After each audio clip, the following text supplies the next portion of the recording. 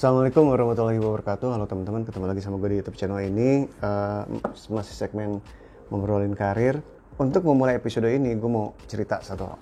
Jadi waktu gue masih muda gitu ya, gue dapat rezeki berupa sebuah info dan dibukakan lah ya mata gue akan terhadap sebuah keadaan dan berkat informasi ini, gue jadi mempersiapkan diri gitu.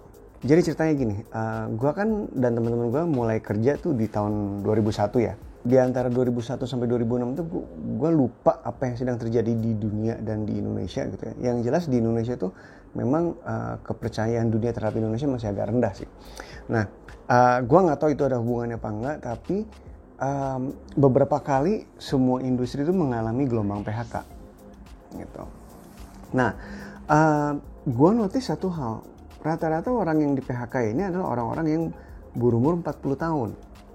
Nggak semua, tapi lumayan gitu, lumayan noticeable bagi gue setidaknya. Banyak dari orang-orang yang umur 40 tahun yang di PHK ini marah-marah. Ada yang bilang gini, di umur 40 di PHK itu bahaya bagi dia. Kenapa? Karena dia nggak punya usaha sampingan dan umur dia udah tua. Jadi dia akan sulit bersaing dengan orang-orang yang lebih muda gitu. Kata kuncinya adalah di umur 40 dia akan sulit bersaing dengan orang-orang yang masih muda. Nah, terus dan kata kunci kedua adalah dia nggak punya penghasilan lain. Nah, dari situ gue sadar gitu bahwa setidaknya untuk di sektor swasta umur 40 rawan PHK.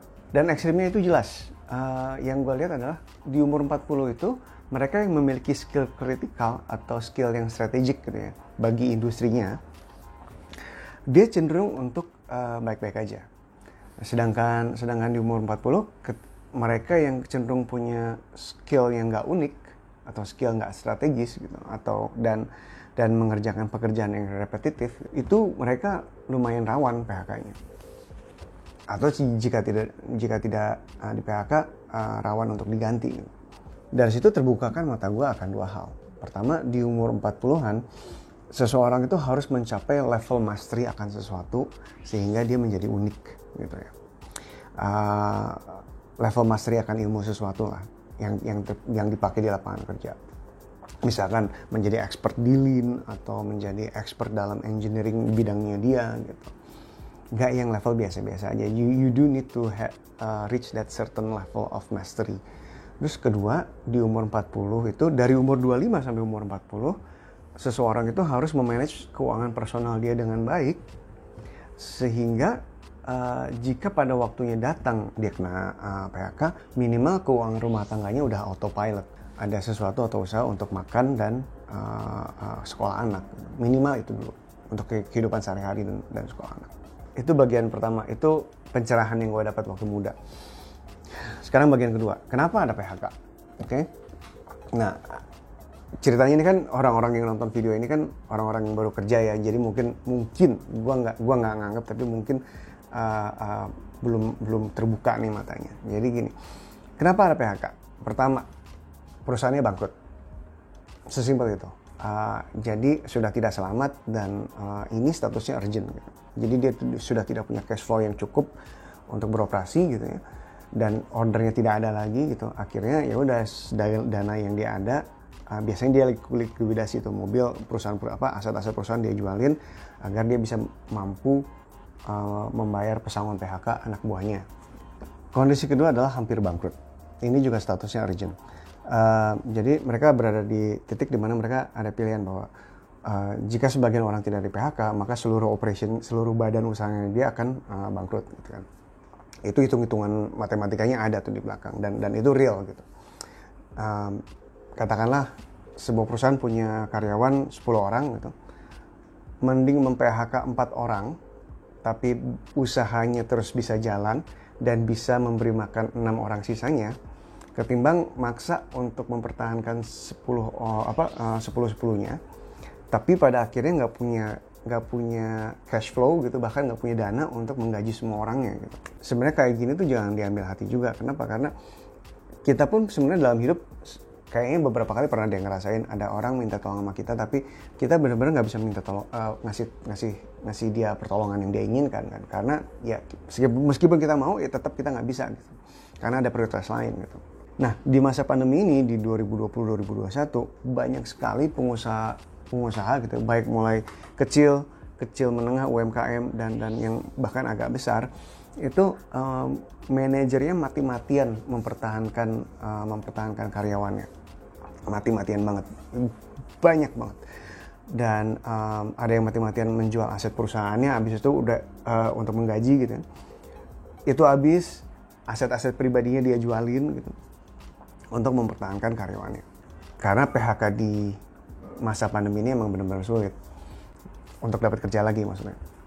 Tapi yang lu harus ketahui adalah tidak semua pengusaha seperti ini.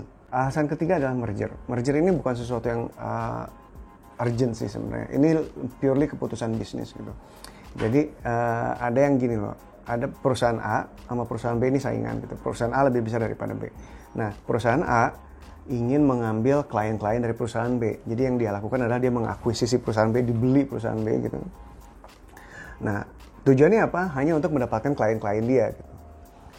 Nah, setelah dibeli ya karyawan-karyawan dari B ini banyak yang dia kasih paket.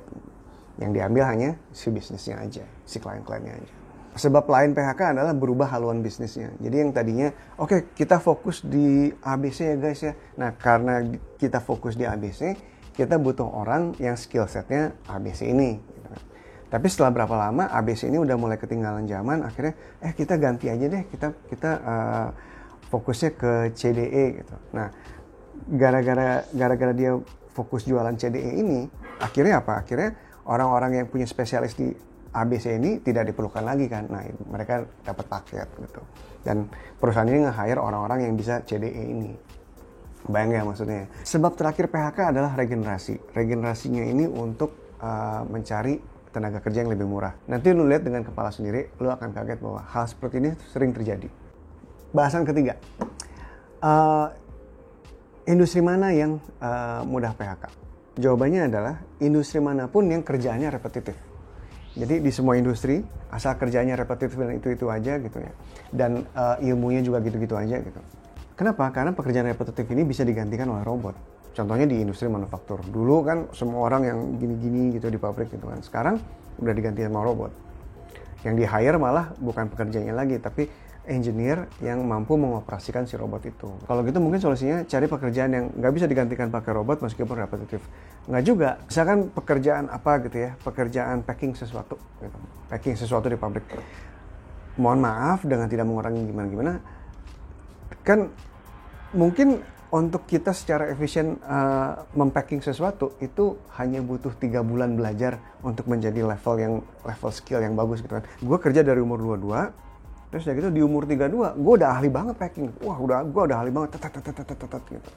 Karena keahlian ini gue dapet dalam 3 bulan pertama gue kerja dari 10 tahun itu. Tapi gaji gue kan udah tinggi kan, gara-gara gue udah kerja 10 tahun. Yang terjadi adalah kemungkinan besar gue akan dikasih paket.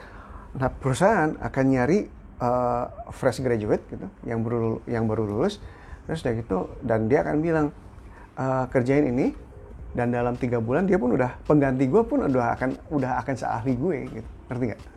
Kuncinya adalah di repetitif dan seberapa mudah kerepetitifan ini dimaster oleh seseorang. Semakin mudah pekerjaan dimaster oleh seseorang, semakin besar kemungkinan dia dapat paket di usia lebih muda. Kemudian industri yang tenaga kerjanya generalis. Contohnya, kalau misalkan lu kerja di perusahaan software, itu udah spesialis. Lu harus lulusan teknik informatika gitu. Atau teknik elektro atau pokoknya teknik yang mengerti coding gitu. Kemudian kalau misalnya lu kerja jadi kontraktor, lu benar-benar harus either teknik arsitektur atau teknik industri atau teknik sipil bahkan gitu. Teknik industri dibutuhkan untuk mechanical elektrikalnya. Nah, tapi kalau misalnya perusahaan-perusahaan lain, ada beberapa yang lu lihat orang-orangnya gitu ya. Yang ini sastra Cina, yang ini sastra Rusia, yang ini teknik industri, yang ini teknik fisika, yang ini kimia murni gitu. Nah, itu salah satu indikator bahwa lu adalah berada di dalam industri generalis adalah kalau misalkan karyawan-karyawannya serandom itu. Nah, kalau misalkan industri generalis, sebenarnya lebih mudah menggantinya. Kemudian industri yang mudah PK juga adalah industri yang sekitar 30 sampai minimal 30% dari cost of operatingnya itu bergantung kepada minyak bumi. Gue nggak tahu industri lain gimana, tapi gue industri transport. Ya. Dan let me tell you bahwa industri transport itu membutuhkan minyak bumi untuk menjalankan servisnya. Jadi kita membutuhkan minyak bumi agar kita bisa melayani customer kita gitu. Nah, sama seperti pesawat lah, industri aviasi. Mereka butuh beli aftur untuk jadi bahan bakar pesawat agar dia bisa ngangkut penumpangnya kan, membawa penumpangnya, seperti itu. Nah, masalahnya gini. Contohnya ya, di tahun 2008 harga minyak bumi itu mencapai record high, kalau nggak salah sampai $150 per barrel. Yang terjadi apa? Yang terjadi kami di industri transport mau beli bunker itu mahal banget. Mau beli bunker buat menjalankan fast kita tuh mahal sekali. Sedangkan customer nggak mau naik harga gitu kan. Kita bilang, ini harga minyak bumi naik. Oh, gue nggak mau tahu, segala macam. Akhirnya yang terjadi apa? Industri gue banyak yang PHK. Di tahun 2008 itu industri penerbangan pun banyak yang PHK. Sedangkan teman-teman yang kerja di industri migas, wah mereka menerima rekor bonus, jujur aja, rekor bonus. Di tahun 2016 terbalik. Somehow gitu, apa yang terjadi, kalau nggak salah Amerika menemukan sumber energi baru gitu, jadi tidak membutuhkan, jadi demand terhadap minyak bumi itu kurang gitu, sama energi terbarukan juga lagi mulai kenceng gitu ya di 2016. Yang terjadi adalah minyak bumi turun seturun-turunnya sampai ke level $20 per barrel. Nah, $20 per barrel itu jujur aja di beberapa tempat cost untuk naikin minyak bumi keluar itu minimal beberapa puluh dolar per barrel di atas $20. Akhirnya, wah ini nggak worth it gitu untuk dijalankan. Yang terjadi apa? Yang terjadi industri transport, bunker jadi murah kan, dan kita berhasil nge-save money di situ. Masalahnya adalah customer-customernya pada bilang, oh kan minyak bumi turun tuh, harga kita turun juga dong. Akhirnya apa? Akhirnya kita nggak terlalu save money banyak di situ, tapi setidaknya kita nggak PHK. Yang PHK adalah teman-teman di industri migas.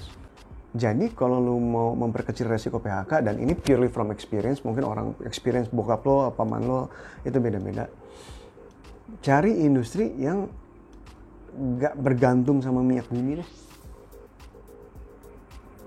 Itu lebih safe mungkin gua nggak tahu. Bahasan berikutnya adalah bahwa PHK itu tidak selalu buruk. Jujur aja, PHK ya PHK, kita nggak dapat kita nggak kerja lagi gitu. Tapi kita mendapatkan kompensasi gitu. Dan untuk beberapa orang, kalau misalkan lu kerja di umur 24, 25 dan lu di umur 40 gitu ya, PHK di umur 40, paketnya lumayan gede. Jadi gue punya temen, dia itu ngejar karir banget emang. Dia jadi country sales manager lah di sebuah perusahaan. Ternyata merger paket, kasih paket. Tapi kasih paketnya pun baik-baik, dikasih paket dan dikasih surat rekomendasi bahwa si fulan ini kerjanya bagus banget, kita berubah haluan gini. Anyone is very lucky to have him gitu. Jadi surat rekomendasi seperti itu. Kemudian ya udah, dia keterima kerja di perusahaan yang kedua nih. Jadi dia dapat paket, dia keterima, terus udah gitu dia dengan mudahnya mendapatkan pekerjaan sebagai sales manager lagi di perusahaan berikutnya. Nah, perusahaan yang dia baru masukin ini pun setelah 5 tahun gitu berubah haluan, ada apa gitu kan, berubah setup. Akhirnya dia tidak diperlukan lagi. Yang terjadi apa? Yang terjadi dia dapat paket lagi. Tapi dia happy aja. Dan abis itu dia pindah ke tempat lain, dia menjadi country sales manager lagi, atau bahkan lebih baik kalau nggak salah, dan gajinya juga gede gitu. Jadi kalau lo lihat gitu ya, sini dapat paket, terus dari itu dia kerja, kerjaannya juga levelnya nggak nurun gitu. Lumayan sih gitu. Gue juga harus nekenin di sini bahwa yang namanya dapat PHK itu bukan aib ya guys. Oh dapat PHK, jangan gitu, enggak. Dan bagi yang menerima, dapat PHK itu juga bukan akhir dari hidup gitu. Gue nih yang udah lama di industri gitu, bisa banget melihat bahwa beberapa temen gue yang punya skill set yang bagus gitu ya dan unik, dia dapat paket dari kantornya, kemudian dia move on ke kantor lain, malah posisinya lebih bagus gitu. Jadi dia untung 2 kali, ngerti gak? Tapi memang kejadian seperti ini, di mana lu dapat paket dan dapat kerjaan yang lebih baik, itu terjadi saat ekonomi masih bagus gitu ya. Kalau misalkan seperti lagi pandemi gini, ya memang sih itu jauh lebih tough gitu. Tapi yang gue tekankan di sini adalah itu bukan sesuatu yang buruk. Itu aja yang lo harus tahu. Jadi jangan berkecil hati banget gitu. Malah inilah mungkin itu jadi kesempatan lo untuk membuka mata lo. Oh iya, gue sebenarnya harus nyari kerjaan yang lebih baik gitu. Terjadi di banyak banget teman gue, terjadi. Kayak bahasan terakhir, gimana caranya memperkecil peluang kena PHK? Jadilah spesialis. Gue udah 20 tahun kerja dan gue bisa bilang kalau orang-orang yang spesialis jarang di PHK. Orang-orang yang generalis lebih sering di PHK. Tapi orang-orang yang spesialis ini, meskipun mereka jarang di PHK, tetap ada kemungkinan di PHK-nya. Tetap ada, hati-hati ya. Gue mau cerita di sini ada orang gitu kerja di mana gitu ya. Dia spesialis pajak, ngerjain pajak ke perusahaan itu. And he's really good at it. Tapi kemudian perusahaan ini bilang bahwa mulai sekarang payroll sama ngurusin pajak kita outsource, kita sewa company lain dan company itu yang ngerjain. Akhirnya ya orang ini dapat paket. Padahal dia udah spesialis gitu kan. Nah, jadi ya tetap aja sih spesialis tidak bukan berarti lu nggak di PHK, tapi mengurangi gitu ya. Jangan ngambil pekerjaan yang repetitif dan jangan ngambil pekerjaan yang sangat mudah menjadi ahli. Karena kalau misalkan dalam 3 bulan aja lu udah bisa ngerjain gitu kan, besar kemungkinan orang lain juga bisa. Banyak. Dan di saat itu ya orang lain ini kan lebih murah daripada lo. Ya udah, lo dapet paket, orang lain ini di hire. Ngerti ya? Gitu. Bahasan terakhir adalah bagaimana mempersiapkan diri untuk PHK. Pertama, jangan baper. Don't love your company. The company doesn't love you. Di company itu bukan makhluk hidup. Dia adalah badan usaha yang di masa sulit harus survive, dan di masa-masa yang tidak sulit itu dia harus mengambil keuntungan sebanyak mungkin. Itu adalah nature-nya mereka. Ya udah gitu. Jadi jangan baper aja. Advice kedua adalah sebisa mungkin nabung. Jadikan tabungan sebagai aset aktif dan buka usaha sampingan. Jadi jika amit-amit gitu ya, suami istri dua-duanya di PHK, nah usaha sampingan inilah yang bisa mencukupi kebutuhan sehari-hari dan sekolah anak. Advice berikutnya adalah gini, usia kritis PHK tuh di 40-an. Jadi berikan target untuk diri lo bahwa di usia 40 tuh lo udah memiliki certain level of derajat kemapanan dan pakai kemapanan itu untuk membuat usaha sampingan itu gitu. Ngerti ya? Jadi minimal setidaknya kalau misalnya dua-duanya di PHK gitu suami istri, ya lu biaya hidup dan sekolah anak bisa dari situ dulu gitu, sambil lu nyari kerjaan lain. Nasihat terakhir adalah invest in yourself. Gue dan teman-teman gue udah 20 tahun kerja. Dan gue notice bahwa mereka yang memiliki pendidikan lebih lanjut, tidak semua ya, tapi cukup kebanyakan mereka yang memiliki pendidikan lebih lanjut di umur 40 itu banyak yang udah C-level, banyak yang udah sangat terbantu oleh ilmu pendidikan lanjutannya itu, dan mereka menjadi posisi yang tidak tersentuh paket-paket ini gitu. Semoga episode ini bermanfaat, semoga ngebuka mata lo yang lagi masih muda ini, semoga video ini ngebantu lo untuk mempersiapkan apa yang lo harus persiapkan gitu, agar nanti kalau misalkan sampai harinya terjadi, lo bisa melakukannya dengan semudah itu. Sampai ketemu di episode berikutnya. Assalamualaikum warahmatullahi wabarakatuh. Halo teman-teman, terima kasih udah nonton videonya sampai akhir. Kalau lu suka sama videonya atau menemukan video ini bermanfaat, jangan lupa klik like dan share juga ke teman-teman lain-lain. Jangan lupa klik subscribe dan aktifkan tombol notification. Kalau lu punya topik yang ingin gue bahas, tolong tulis aja di kolom komen. Biasanya gue ngebahas tentang KPR, kepemilikan rumah perdana, bangun rumah, dan tips bangun karir bagi teman-teman yang baru lulus kuliah. Sampai ketemu di episode berikutnya. Assalamualaikum warahmatullahi wabarakatuh.